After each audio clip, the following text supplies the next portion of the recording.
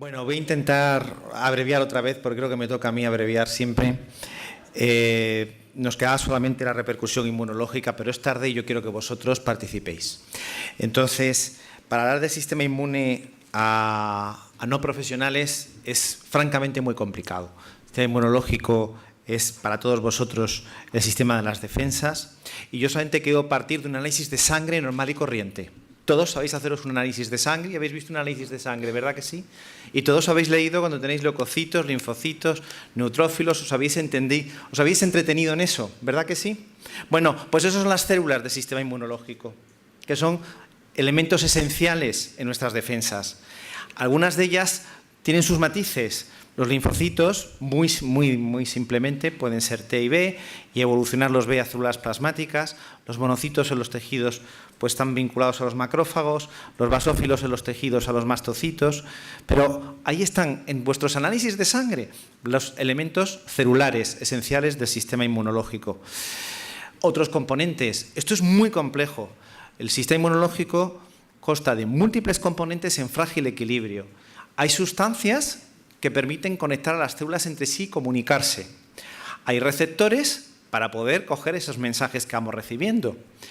Existen unas sustancias también en la membrana, que se llaman moléculas de adhesión, cumplen un papel importante, las inmunoglobulanas o anticuerpos, que actúan, son efectoras frente a aquellos gérmenes que nos atacan u otras circunstancias, el llamado sistema del complemento y los mediadores finales de la inflamación, que son las sustancias que sueltan las células para generar su efecto sobre el germen que nos está atacando o aquello que entiende el sistema inmunológico que es peligroso. Por lo tanto, la idea, partiendo de estas células, muchas otras sustancias, muchos otros componentes, muy complejo y en frágil equilibrio. ¿Cuáles son los órganos, por así decirlo, del sistema inmunológico? Pues está distribuido a lo largo de todo nuestro organismo. Pero yo ahora me voy a centrar exclusivamente en los ganglios linfáticos que tenemos en el llamado mesenterio, que es dentro de nuestra tipa, para simplificar, las placas de Peyer, que es un elemento importante en el sistema de defensa intestinal, y la zona apendicular.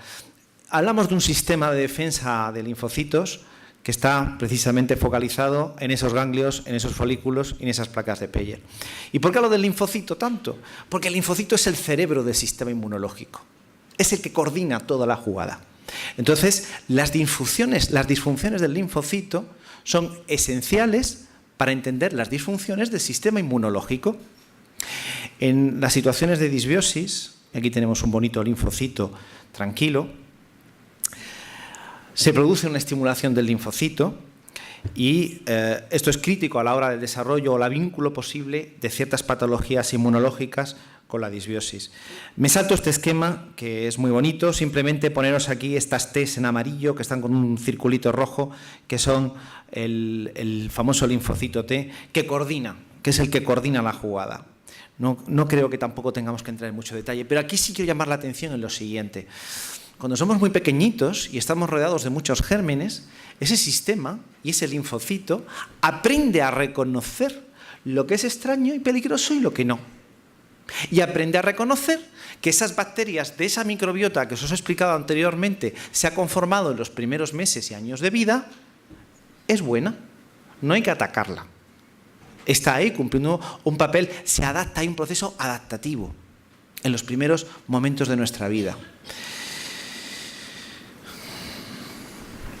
Cuando tenemos esa disbiosis, ese linfocito empieza a reconocer cambios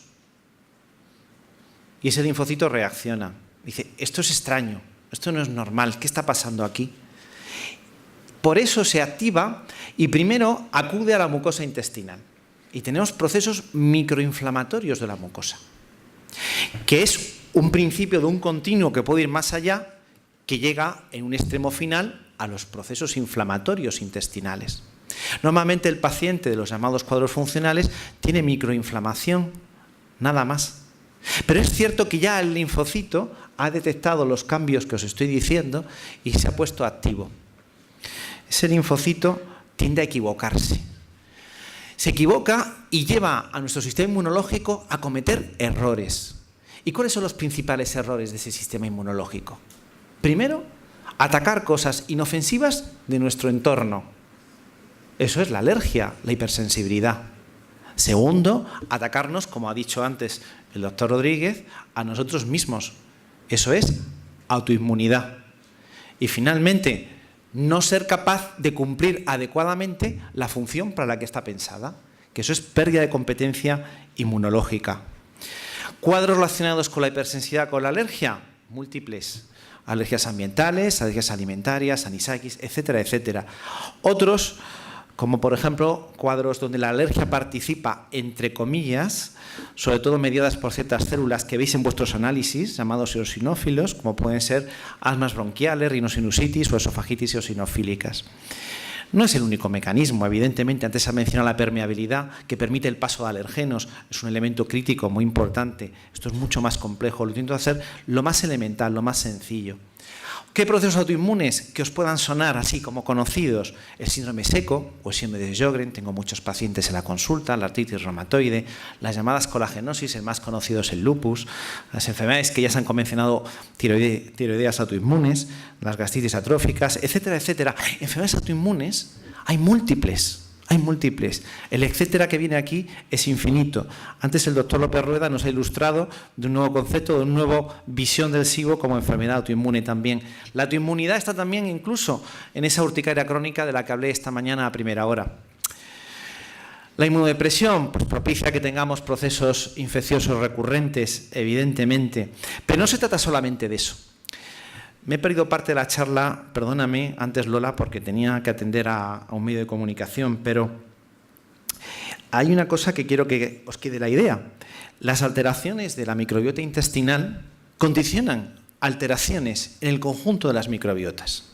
La microbiota intestinal es la importante, es el grueso de los microorganismos que tenemos a cuestas, sin ningún tipo de duda, pero tenemos otras. Tenemos la cutánea, tenemos la orofaringia, tenemos la del tracto respiratorio y tenemos la urogenital. Los cambios que tenemos en nuestra disbiosis intestinal pueden condicionar otro tipo de cambios y generar respuestas inmunológicas locales que están implicadas en los orígenes de muchos procesos crónicos. Por ejemplo, hay estudios recientes en dermatitis atópica preciosos en este sentido. Cambia la flora de la piel y se produce reacción inmunológica a esos pequeños cambios. Piel, mucosas orales o finalmente intestinales, procesos dermatológicos, son ejemplos de patologías que puedan estar relacionadas con esos cambios de la microbiota. Rápidamente mencionar enfermedades por todos conocidas, como puede ser el eczema atópico, muy prevalentes, la dermatitis seborreica, la psoriasis, la rosácea, que muchas personas, sobre todo en este caso del sexo femenino, padecen. La imagen de urticaria que vimos esta mañana, me podría entretener aquí horas y horas en cada uno de estos procesos, en sus posibles explicaciones y mecanismos y sus posibles vínculos con todo lo que hemos hablado de la disbiosis. El resumen de toda esta parte es que hay vínculos entre alteraciones del sistema inmunológico y las situaciones de disbiosis y evidencias múltiples. Pequeño paréntesis. Y termino mi charla y pasamos a vosotros y disculpar tanto retraso. El síndrome de sensibilidad central. Se define el síndrome de sensibilidad central como una hipersensibilidad neuronal que provoca que haya una mayor sensibilidad, a estímulos externos de todo tipo. Esto genera una serie de efectos, entre otros, por ejemplo, el dolor. Bien, pues dicho esta introducción, tengo que repasaros las enfermedades que se supone están englobadas en este concepto de síndrome de sensibilidad central, muchas de ellas mencionadas hoy, como la migraña o, por supuesto, el intestino irritable, otras sobre las cuales no hemos entrado, fibromialgia, fatiga crónica, el SQM, síndrome químico múltiple, la electrosensibilidad, entre comillas, la sensibilidad alimentaria. Esta es una entidad controvertida, donde no hay consenso médico. Hay algunos profesionales que plantean que la explicación de todos los procesos que he mencionado anteriormente está en esta idea de la sensibilidad central. Nuestras evidencias no van por ahí y es importante aclarar estas cosas. La mayor parte de la comunidad científica hoy día no acepta este concepto global. Vamos a ir desglosando cada una de las patologías que en teoría están englobadas en el paraguas del síndrome de sensibilidad central. Tenemos por un lado la sensibilidad alimentaria. Bueno, ¿y qué es la sensibilidad alimentaria? Si hemos quedado hoy, y creo que ha quedado claro, que todo se refiere a intolerancia a los FODMAPs, los problemas de la histamina y las dudas que tenemos con el gluten. Y el tema de los alimentos marinos. Y ya está. El concepto de sensibilidad alimentaria es un concepto que no podemos aceptar desde el punto de vista de medicina basada en la evidencia. Es una indigestión irritable. Bueno, yo creo que ha quedado hoy claro la complejidad de tal proceso, donde están encuadrados todo lo que es factores psicoemocionales, pero hemos hablado también de SIBO, de disbiosis y de intolerancia alimentaria asociada a la clínica del intestino irritable. La migraña, que hemos hablado antes de las aminas vasoactivas, las biógenas que decíamos antes, la histamina y otras, pero que también en ocasiones está asociada a intolerancias a los FODMAPs, porque evidentemente la intolerancia a las FODMAPs me está provocando cambios en metabolitos que pueden propiciar un incremento de aminas vasoactivas u otras sustancias vasodilatadoras que nos puedan generar migraña. Estas tres entidades, por lo menos, creo que los tiros van mayoritariamente por otro lado. ¿Qué pasa con SQM, con fibromialgia y fatiga crónica? Y voy a cerrar la charla aquí, y perdonar, porque aquí veo pacientes, que algunos conozco, que es un tema que a muchos os mueve y os preocupa especialmente. Nuestra experiencia, nuestro equipo, es que resolviendo intolerancia o tratando adecuadamente con consejo alimentario la intolerancia, tratando la disbiosis, tratando el sobrecrecimiento bacteriano, conseguimos efectivamente mejoría, a veces mejoría total, en un porcentaje significativo de pacientes diagnosticados de fibromialgia y síndrome de fatiga crónica. Primero voy a hablar qué pacientes están diagnosticados y cómo están diagnosticados. Hay muchos pacientes que vienen etiquetados con este perfil y a lo mejor no tienen tal fibromialgia y no tienen tal fatiga crónica. Habría que hacer un primer paso, que sería hacer un diagnóstico correcto de ambas entidades. Ambas entidades que van de la mano. Casi todos los pacientes, es casi un continuo. Fibromialgia, fatiga crónica van absolutamente de la mano. Evidentemente, en la patología de la fatiga, la fibromialgia, entran los factores psicoemocionales. Creo que hay una explicación en un porcentaje significativo de pacientes vinculada a lo que sería el concepto de enfermedad mitocondrial.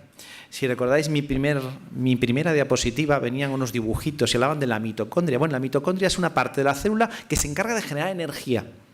Y cuando no funciona esa parte, pues a lo mejor tenemos menos energía. Bien, se está investigando en ese camino mucho.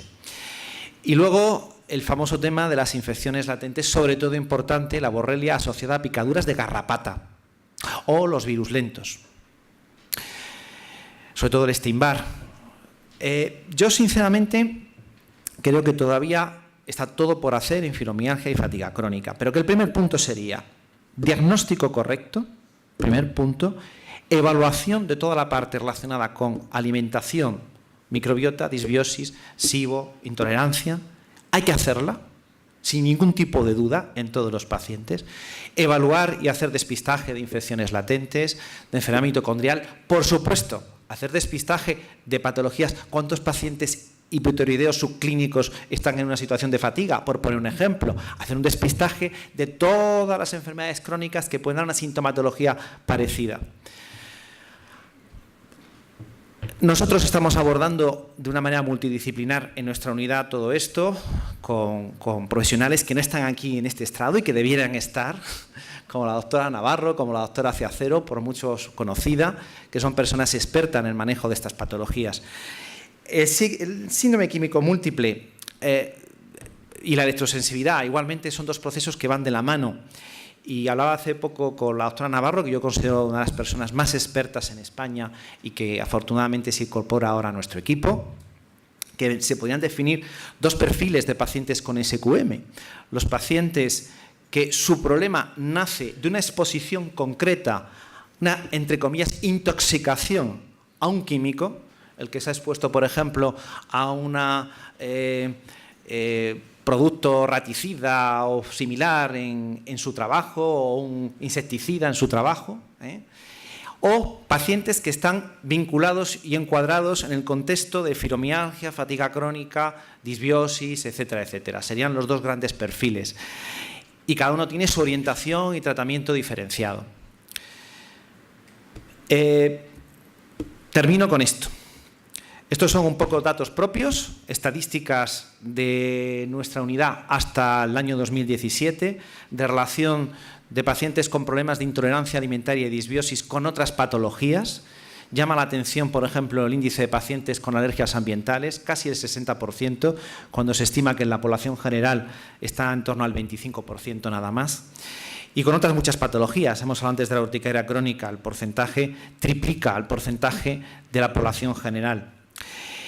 Hay una sospecha elevada, pero falta investigación y falta evidencia. Y por eso mismo vamos a trabajar en nuestra unidad buscando evidencia. Vamos a empezar con una gran base de datos prospectiva que pretende recoger información epidemiológica, de síntomas, de diagnóstico, de pruebas, de test de mala absorción y de intolerancia, de test de disbiosis y del metaboloma que aquí se ha mencionado varias veces, que muy resumidamente es lo que producen las bacterias, que eso juega un papel en el USP. Esta diapositiva es la que puse al principio y aquí cada uno de nosotros hemos dado nuestra visión, algunas veces con criterios, y lo habréis detectado, yo no lo oculto, con algún tipo de contradicción, que no es contradicción, son pequeñas diferencias de criterio que yo creo que nos enriquecen, acordados de las fotos de la Alhambra, pero el objetivo es común, nuestra filosofía es común, eso es muy importante, y el ánimo de trabajar en coordinación es común. Y aquí viene evidentemente disbiosis, mala absorción, enfermedad funcional, trastornos metabólicos, trastornos inmunológicos, todo está vinculado entre sí. Todo. Antes se ha dicho aquí el doctor Suárez, la fructosa crea SIBO y el doctor López Rueda ha dicho el SIBO crea intolerancia. Es que las dos cosas son ciertas. Es que todo está en interrelación. Y esto es complicado y hay que ir entre, como decía el doctor Rodríguez, tirar de ese ovillo y llegar hasta el final en cada paciente de forma individualizada. Es vuestra hora. Entonces, quien quiera hacer algún tipo de pregunta, os ruego a los ponentes que pasen a estos asientos. Al doctor Rodríguez Jiménez, sí, al doctor Rey, al doctor López Rueda. El doctor Sergio Suárez se ha disculpado porque tenía consulta al final de la mañana y las preguntas que ha relacionado con su ponencia las puedo contestar yo. Bueno, pues, a ver, me ha parecido ver alguna mano. Vamos a empezar con preguntas directas. Antes he visto una mano levantada por allí. Vale, por aquí. He puesto aquí para que me veáis todos, porque estoy detrás de la columna. Vale. Bueno, más que una pregunta es como que estoy viendo un denominador común en todas estas enfermedades de origen... Habla un poquito más fuerte, por sí. favor, acércate más. Bueno, yo soy madre de una niña con autismo y tengo mi línea de investigación propia. Y estoy viendo que hay un compuesto en el ambiente que está causando también parte de estas enfermedades gastrointestinales, inmunológicas, metabólicas. Se llama glifosato. Glifosato simulando ser glicina. La glicina es un aminoácido esencial que luego se utiliza en procesos celulares y bueno, se está viendo que el glifosato, que es un herbicida utilizado en la industria agrícola, está sustituyendo a la glicina, entonces provoca errores a la hora de sintetizar las proteínas. También se está demostrando que es un perfecto antibiótico para nuestras bacterias buenas. Y bueno, realmente yo cuando vi la conferencia de la doctora Stephanie Seneff en Outings One de este año, me quedé muy preocupada porque la tasa de todas estas enfermedades, también diabetes, autismo, está aumentando con el uso del glifosato. Son curvas que van en paralelo. Entonces, quería saber si estabais al tanto y si teníais constancia de este problema también latente en el tema de nuestros alimentos, de lo que comemos. ¿Alguno quiere contestar o hacer algún comentario? Si no estoy equivocado, el glifosato es el rondo, ¿verdad? Sí. El rondo, para quien no lo sepa, es un herbicida que se utiliza... Hay más, pero es el más conocido.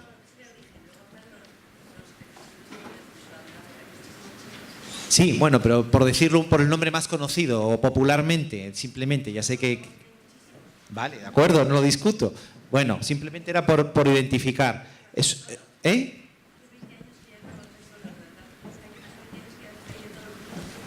Que sí, que no le estoy diciendo lo contrario. Simplemente comento que el primero o el más conocido inicialmente era que era un herbicida que se utilizaba y creo que era de Monsanto, creo recordar.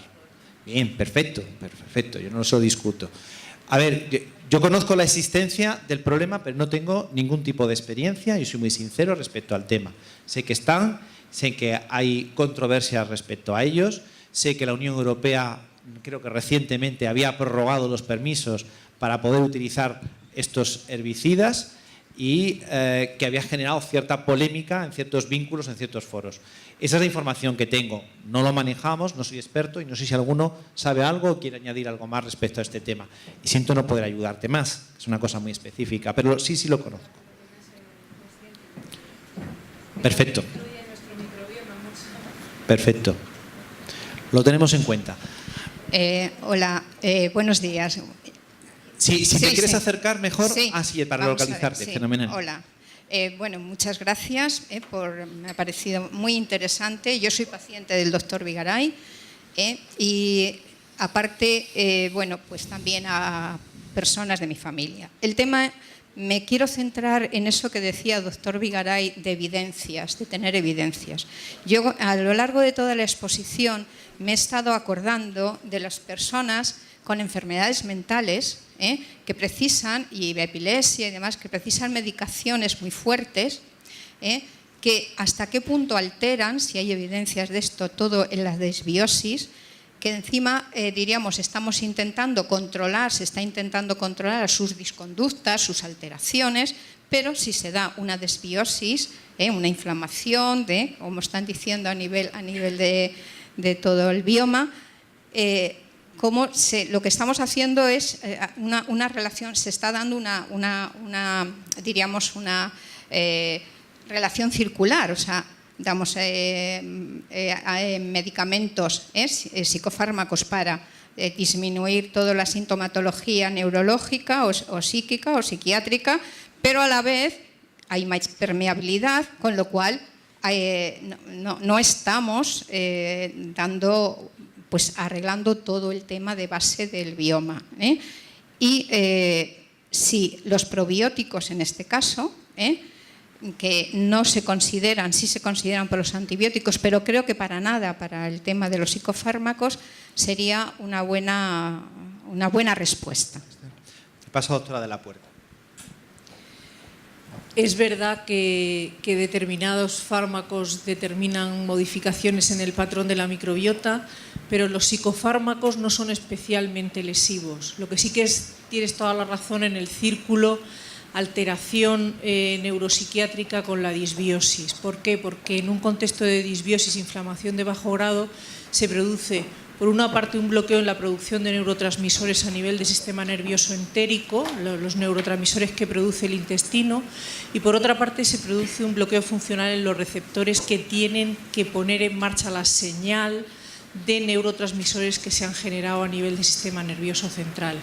Yo tengo 2 equipos concretamente de psiquiatras en Madrid que me derivan pacientes a mi consulta privada, ellos hasta el momento me derivan pacientes que no responden normalmente a tratamientos convencionales y que tienen un cuadro clínico que yo he consensuado con ellos de un perfil determinado de síntomas, entonces me los derivan y es verdad que si yo trabajo inflamación, permeabilidad, microbiota, señalización inmunitaria, estos pacientes cambian el espectro de su cuadro neuropsicológico, neuropsiquiátrico completamente. Sí, por favor. Hola, yo quería hacer una consulta sobre el tema del tiroides. Por lo que he visto o he querido ver en estos últimos tiempos, por lo que me están haciendo diferentes pruebas, los baremos que se usan de TSH en España no son los mismos a lo mejor que se están usando en Estados Unidos, según creo. Allí ya por encima de 250, si no recuerdo mal, 280, se considera que puede haber un problema con el tiroides, pero aquí en España es 400 y pico. Yo lo pregunto porque personalmente siempre he tenido estos valores alrededor de 200, pero en las últimas analíticas me está subiendo de 380, 390 y mi médico dice que entonces tengo la tiroides estupendamente. Estoy pendiente también de un diagnóstico de fibromialgia, fatiga crónica y claro, nadie sabe por dónde tirar, porque tengo el ojo seco, o sea, es como un poco el conjunto de todo, pero que nadie me dice de dónde viene. Entonces me interesaba este tema. Bien, pues te voy a decir algo respecto a eso. Efectivamente, estabas hablando de TSH, ¿verdad? Nosotros aquí empleamos el 2.5 como punto central de TSH. Es verdad que muchas veces cuando se está dentro del rango de entre 0,35 y 5, se dice que es normal. Creo que es un poco demasiado amplio el rango. Tan es así que cuando se va a hacer un estudio o dentro de la fertilidad, una implantación, se exige que esté en 2.5. Si no, no hacen el implante ovárico. Yo creo que eso ya nos puede dar una pista. Yo estoy de acuerdo que hay que ajustar más los rangos de máximo y mínimo y debe de quedar alrededor de 2. No cabe la menor duda que eso debe de ir unido a la sintomatología y mirar con el rabillo del ojo los anticuerpos antitiroideos, que cada vez es, en la experiencia, cada vez es más notorio que cuando suben parece que la hormona es menos efectiva. ¿Cuántas veces he visto yo TSHs normales y T4 libres a rangos verdaderamente permisibles que hablan de cansancio, hablan de hinchazón, hablan de disconfort? Puede ser relacionado con otros aspectos, obviamente, pero es un dato que verdaderamente se debe precisar más. Os ruego a todos preguntas concretas y también a los ponentes contestaciones más concretas posibles. Tengo aquí un par de preguntas escritas que te voy a hacer a ti, Enrique.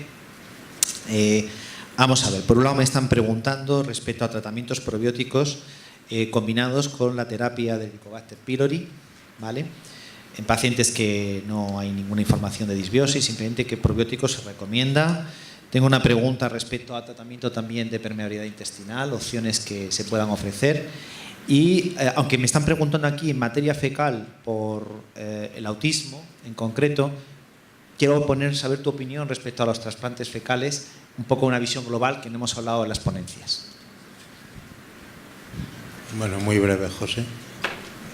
Probióticos y tratamiento de Helicobacter pylori, lo que se conoce y hay estudios y en la práctica es así, que los probióticos disminuyen los efectos adversos de los antibióticos para tratar, o del tratamiento erradicador del Helicobacter pylori. La segunda pregunta que me hacías, perdón. Las opciones de tratamiento en permeabilidad intestinal, en realidad solo habría dos opciones actuales. Una que no tiene evidencia, que es la utilización de glutamina, y digo no tiene evidencia porque la glutamina prácticamente en un 100% se absorbe en el primer tramo del tubo digestivo, es decir, no tendría efecto sobre la mayor parte del tubo digestivo. De hecho, hay incluso alguna editorial que sugiere que si realmente, un poco en tono jocoso, editorial de una revista muy prestigiosa, en tono jocoso, a un comentario que se hizo, que bueno, que habría que dar dosis muy altas de glutamina en enema. Es decir, que la utilidad por esa vía es limitada, y luego hay un producto comercializado que en realidad no es un fármaco, es un medical device que sí que se ha demostrado, tanto en estudios animales fundamentalmente, que normaliza la permeabilidad en modelos animales y que clínicamente es eficaz en tratamiento del síndrome de intestino irritable. Ahora mismo hay estudios en marcha de reparación de permeabilidad en el hombre, pero no están los resultados disponibles. Alguna información tengo que lo está haciendo un buen amigo mío, pero no están los resultados disponibles, por lo tanto tampoco puedo decir. Lo que sí puedo decir es que desde luego clínicamente funciona fantásticamente. Y del trasplante de heces, realmente la única indicación actualmente aceptada donde el trasplante fecal está demostrado que funciona perfectamente es en la infección por Clostridium difficile, en la colitis pseudomembranosa, diarrea asociada a antibióticos recidivante. Esto afortunadamente es un problema no demasiado frecuente, la recidiva, porque los estudios difíciles, pero el que lo sufre realmente lo pasa muy mal, realmente mal. Es la única indicación aceptada. Donde hay estudios, y hay varios estudios, es en intestino irritable, en enfermedad inflamatoria intestinal. Los resultados son muy discrepantes, probablemente porque influye mucho el donante, la donación de las heces, de dónde vienen esas heces, y en segundo lugar porque también influye mucho cuál es el perfil del paciente que lo recibe. Por lo tanto, yo creo que ahí todavía queda mucho por saber.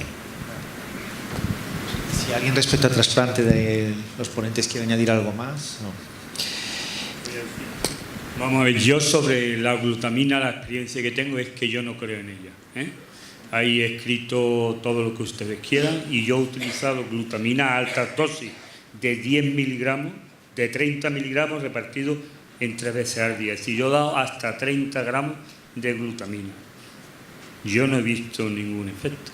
Sí, yo no creo en la glutamina y muchas veces la mandamos porque, bueno, estamos acostumbrados a mandarla, pero yo creo que quizás haya cosas mejores que la glutamina. Bueno, voy a decir algo en ese sentido. Yo sí prescribo glutamina, es decir, que aquí cada uno, como veis, tiene sus criterios.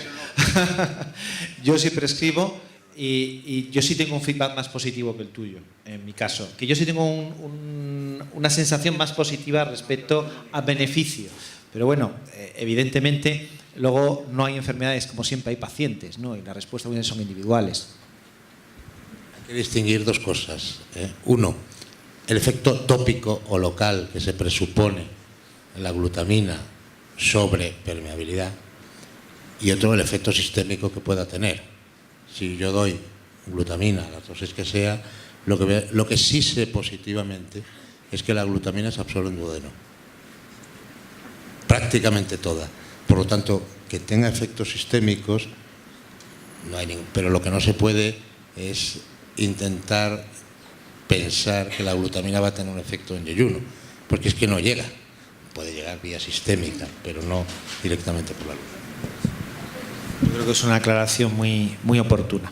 Tengo una pregunta respecto al sobrecrecimiento. La pregunta es si el sobrecrecimiento se cura, si se ha tenido de pequeño, o entiendo que en cualquier momento se puede dejar secuelas, y me gustaría que la contestaras. Vamos a ver, cuando podemos decir que aproximadamente un 20% de SIBO se cura, un 80% de SIBO no se cura. Será siempre una enfermedad recidivante. ¿Y por qué? Porque un SIBO lo puede tener un enfermo de Crohn, un SIBO lo puede tener una enfermedad celíaca, un SIBO lo puede tener un hipotiroidismo. Sí, hay muchas enfermedades que pueden dar un SIBO y que realmente todavía no las podemos curar. Aparte de las alteraciones de los complejos motomigratorios, como expliqué harto, que era de naturaleza inmunitaria. Y hasta ahora las enfermedades inmunitarias no las sabemos curar. Luego aquí digo que el 80%, un 70, un 80% del SIBO no se va a curar, por lo cual, aquí lo he dicho, que el SIBO es una enfermedad recidivante. Luego siempre tendremos que estar dando una pastillita o algo, como hacemos con nuestros enfermos diabéticos, con nuestros enfermos hipertensos, que si los sabemos tratar perfectamente, pueden llevar una vida normal. El problema es que del SIBO todavía en España no todo el mundo lo sabe tratar. Es decir, 20% se curan, 80% no se curan. Bueno, no se curan si usted me dice que se va a desaparecer, pero sí lo podemos controlar para llevar una vida normal. Aquí hay algunas preguntas muy directas que puedo ir yo casi contestando. Con disbiosis diagnosticada es necesario analizar SIBO y parásitos. Sí, hay que analizarlo todo, por supuesto que sí. Si queremos dar contestaciones globales hay que analizar todo globalmente. Azúcares buenos, azúcares malos. ¿Cuáles son unos y otros? No es cuestión de poner etiquetas. En un contexto de mala absorción es evidente a la fructosa que la fructosa y aquellos oligosacáridos que contengan fructosa, y hemos hablado antes de los fructanos, pues evidentemente son perjudiciales. La sacarosa es un momento de discusión. en nuestro propio hospital. Es uno de los temas que con Sergio tengo debate continuo. Él ya lo ha dicho aquí, si autoriza la sacorosa, yo no la estoy autorizando y tenemos en ese sentido las cosas bastante claras en nuestra unidad. En cualquier caso, el azúcar como tal tiene otro tipo de perjuicios en otros ámbitos metabólicos más allá del problema de la mala absorción. Si tenemos que hablar de algo beneficioso en este caso, la glucosa se ha hablado que nos ayuda a poder absorber fructosa. Por lo tanto, sería una alternativa muy razonable. Aparte que tenemos pues, otras alternativas, como pueden ser naturales, como puede ser, por ejemplo, la stevia. Respecto a otra preguntita que tengo aquí, cereales que podemos tomar los pacientes con mala absorción de la fructosa. A ver, los cereales más problemáticos en situación de mala absorción de la fructosa son aquellos que tienen fructanos o que tienen sorbitol, que básicamente son el trigo, el centeno, el mijo y el maíz. Son los 4 cereales más problemáticos en situaciones de mala absorción a la fructosa. ¿Qué solemos recomendar y suele ser bien tolerado? El arroz, el trigo sarraceno, el amaranto o pseudocereales como son el tef y la quinoa. Es complicado, pero tenemos un abanico razonable. Recordar en cualquier caso, en lo que se refiere a mala absorción, intolerancia a la fructosa, que no estamos hablando de prohibiciones absolutas, que pequeñas trazas se pueden tomar. Tengo aquí alguna pregunta más. Entiendo que después de los puestos, si recuperamos la salud intestinal, las intolerancias y las alergias alimentarias, podríamos decir que desaparecen y se puede comer con normalidad. ¿Esto es así? Posiblemente contestaremos varios y no estaremos de acuerdo, pero me gustaría saber la opinión de Blas, si quieres tú comentar, de toda la... Porque yo creo que la pregunta del millón, ¿esto se cura? ¿Qué futuro tenemos? ¿Vamos a comer de todo? Yo creo que ahí nos tenemos que mojar un poquito todos. No sé. Sí y no. Es para mojarse. Vamos a ver, las intolerancias alimentarias muchas veces las miramos de una manera muy simplista. Como que hay un problema, llega un alimento y necesariamente voy a tener un resultado. Cuando en realidad de este juego forman parte muchos actores. Y voy a poneros un ejemplo. Un mal absorbedor de lactosa puede ser simplemente mal absorbedor o puede ser intolerante. Y sí que hay suficientes estudios para demostrar que los malabsorbedores intolerantes lo que tienen es que esa lactosa no digerida desencadena un aumento de la sensibilidad intestinal. Es decir, no es solamente que se produzca gas y se produzca un efecto osmótico que arrastre líquido, es que además hay otros elementos que participan, no solo el simple malabsorción. Y esos mecanismos están determinados por otras circunstancias. Se ha hablado mucho del estrés hoy. El estrés promueve esa mayor sensibilidad del intestino. Se cura en algunos casos, porque viene determinado por algo muy, muy concreto. Pero en otros casos es necesario corregir un montón de factores y no solo eliminar de la dieta algo. Otro ejemplo, la lactosa, si se toma en pequeñas dosis un intolerante a la lactosa, es capaz con el tiempo de modificar la microbiota y hacerle más tolerante. Se cura. No sé si eso es curar o no, pero son soluciones a largo plazo. Yo ya hace tiempo que suelo decir que la intolerancia a la fructosa no es una enfermedad, excepto en el grupo de intolerantes que tienen una causa genética por la cual la proteína que determina que el GLUT5 esté donde esté alterada. Eso actualmente es teórico porque no sabemos ni diagnosticarlo, ni la cuantía que hay. Para mí la intolerancia a la fructosa no es más que un síntoma que me está diciendo que aquel paciente tiene alguna enfermedad de las muchas enfermedades que pueden producir una intolerancia a la fructosa. Es decir soy intolerante para mí no significa absolutamente nada. A esa intolerancia hay que ponerle siempre un apellido. Y ese apellido es el que no siempre se busca o a veces no sabemos encontrarlo y ponerlo. Pero la intolerancia es como al que le duele la cabeza. Si tengo un dolor crónico que no se me quita, voy a mi neurólogo para que me diga qué es lo que tengo. Pues pasa lo mismo con la intolerancia. Pero hay que tener en cuenta que un intolerante, hemos dicho que hay una enfermedad tras ella. Luego, alguien que es al principio intolerante a la lactosa, después lo puede ser a fructosa, después lo puede ser a lactosa, después puede ser al sorbitol, a mala absorción de carbohidratos, etcétera, etcétera, etcétera. Es algo que empezó por una simple intolerancia a la fructosa. Si las microvellosidades intestinales, es decir, los procesos inflamatorios crónicos que se pueden producir a nivel intestinal por múltiples enfermedades, serán los responsables de la cantidad de síntomas que podemos tener. Y no hay que olvidar que una intolerancia a la fructosa puede estar producido por un SIBO, por parásitos, por Helicobacter pylori, por muchas cosas. Y incluso nos puede llevar a un aumento de la permeabilidad intestinal, con lo cual el cuadro se complicará muchísimas veces. Por eso decir soy intolerante a la fructosa hoy día no significa absolutamente nada. Es como decir, mira, me voy a tomar un calmante porque hoy me duele un poco la cabeza. Bueno, y para terminar, lo que sí quiero decir es que hoy intolerancias alimentarias no se pueden separar de la disbiosis intestinal. Hoy es todo un mundo, y si el que no lo quiera entender, que todo eso es un mundo que forma un todo y quiere ir por caminos diferentes y contemplar esto como un todo, pues se está equivocando. Por consiguiente, ¿se cura la intolerancia? Yo creo que en un 50% de los pacientes se puede curar. En otros 50% los mejoraremos y en algunos, desgraciadamente, no sabremos ni lo que hacer. Yo voy a dar mi opinión y me tenéis que disculpar, la tengo que dar porque no está el doctor Suárez y sé cómo piensa el doctor Suárez respecto al tema. Y la doy en su nombre y en el mío, porque los dos más o menos en esto sí coincidimos. Blas, nosotros llevamos, como he dicho en Beata, 7.000 diagnósticos de fructosa.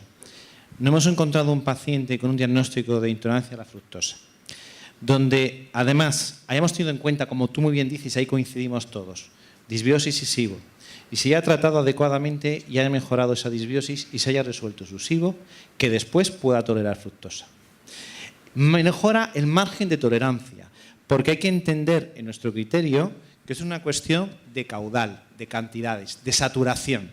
Esto es un motobomba que se encarga de absorber, y es un motobomba que tiene una capacidad X y con el paso del tiempo en un contexto de deterioro va funcionando cada vez peor. Y encima lo vamos gripando con nuestros hábitos alimentarios, el motor. Si evidentemente mejora esa inflamación y mejora esa dieta, ese motobomba va a funcionar mejor y vamos a tener capacidad de meter o tomar algunos alimentos que a lo mejor inicialmente no podíamos tolerar.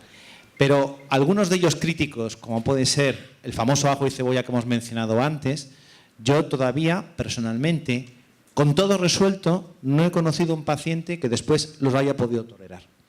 Por eso, en Beata, nuestro criterio va más en la línea de que mayoritariamente la malabsorción a la fructosa es primaria.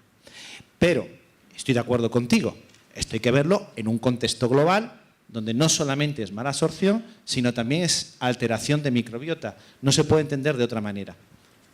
Vamos a ver, porque esto es quizás una semántica. ¿Qué produce la intolerancia? Si la intolerancia lo produce algo, no es primaria. ¿Es secundaria o adquirida? Sí, yo llamo una intolerancia primaria cuando la intolerancia es la enfermedad. Pero es que la intolerancia no es la enfermedad, es consecuencia de una enfermedad. Y todo lo que sea consecuencia de una enfermedad, yo no lo entiendo como primaria, lo entiendo como adquirida. Si la semántica, a lo mejor donde estamos discutiendo es en la semántica y no en el fondo. Yo no entiendo una intolerancia sin que detrás de ella haya una enfermedad. Enfermedad que me va a producir un proceso inflamatorio a nivel intestinal y eso me va a condicionar una intolerancia. Sí, un GLUT5 no deja de absorber nunca si no tiene una causa congénita, que yo entonces diría diría que estamos ante una intolerancia primaria. Si eso no existe, para mí no existe una intolerancia primaria. Para mí existe ante un proceso que va a determinar esa intolerancia primaria, esa intolerancia fructosa. Por eso yo nunca la llamo primaria, sino yo la llamo adquirida. Sí, para mí, si no existe un proceso inflamatorio, solamente quizás hay una chica amiga mía que ella defiende mucho que si tomamos muchas fructosas nos puede producir un proceso inflamatorio. Pero si no existe un proceso inflamatorio, para mí no existe una intolerancia a la fructosa. Para mí la intolerancia a la fructosa siempre es secundaria. Yo no tendré, por supuesto, 7.000 eso, pero más de 1.500 o 1.600 pacientes sí tengo recogido. Y siempre detrás de ello, yo siempre encuentro alguna enfermedad cuando insistimos. Y ahora te estoy diciendo que entre las 4 cosas que más encontramos, Helicobacter pylori, parásitos intestinales, ahí lo diré, SIBO, y ahora, últimamente, nosotros, como vamos evolucionando y comprendiendo, nos hemos dado cuenta de la gran importancia que tiene la disbiosis intestinal. Ahora, si tú piensas que la fructosa existe por sí misma, yo no comparto esa idea contigo. Bueno, como veis, esto es lo bonito, esto pasa en los congresos médicos cada 2 por 3, es decir, que no nos ponemos de acuerdo en criterio y es lo más normal del mundo, no os alarméis, se avanza así, se avanza en la controversia, se avanza en el criterio, en la necesidad que los dos salimos de aquí de que tenemos que investigar más y que tenemos que mirarlo mucho más. Ese es el resumen que yo quiero sacar. Yo tengo aquí alguna pregunta precisamente en ese sentido. ¿Por qué hay tanta disparidad en las dietas, en los criterios, en lo que decimos? Pues porque todavía hay poca evidencia en muchos aspectos y necesitamos más evidencia y necesitamos más investigación. Y es una de nuestras prioridades y las cosas que nos van a caracterizar o pretendemos que nos caractericen. Pero, bueno, yo ratifico nuestro criterio. Es decir, yo las 4 cosas que generan fructosa las resolvemos, las curamos, pero el paciente sigue sin poder comer ajo ni cebolla. Y tiene clínica. Pues yo te puedo decir que yo tengo enfermos que son intolerantes, celíacos, con SIBO, parásito, intolerancia a la lactosa, fructosa, sorbitol. Hoy día come ajo y cebolla. Y como eso te puedo enseñar muchos ejemplos. Hay gente que termina comiendo ajo y cebolla. Si tú no lo has visto, pues yo tendré un grupo diferente o tendré gente diferente de otro mundo. Pero te puedo decir que hay gente que van a comer, volverán a comer perfectamente. Siempre que le podamos curar su enfermedad de fondo. Si no le podemos curar, si no le vamos a curar su enfermedad de fondo, lo mejoraremos, comerán muchas más cosas. Pero yo digo que hay pacientes que comen cebolla y ajo y vuelven a hacer los refritos tradicionales que hacemos en España para cualquier tipo de comida. No vamos a entrar más en el tema. Tengo más preguntas, pero podríamos estar eternamente. Tengo un problema, que como nos hemos ido de hora, había convocado a algunos medios de comunicación y yo creo que todos entendéis que es importante que les atendamos. Creo que eso es lógico y nos hemos ido un poquito de tiempo. Entonces, tenía aquí alguna pregunta muy concreta, sobre todo para el doctor Rodríguez Jiménez respecto a endometriosis, y tenía alguna más que yo creo que si no os importa, ahora tranquilamente pues se la podéis hacer.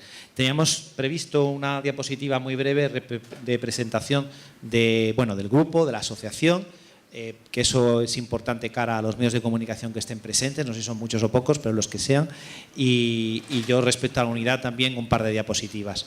Os ruego que esperéis un momentito, que vamos a acabar ya. Si te parece, Blas, pasa tú.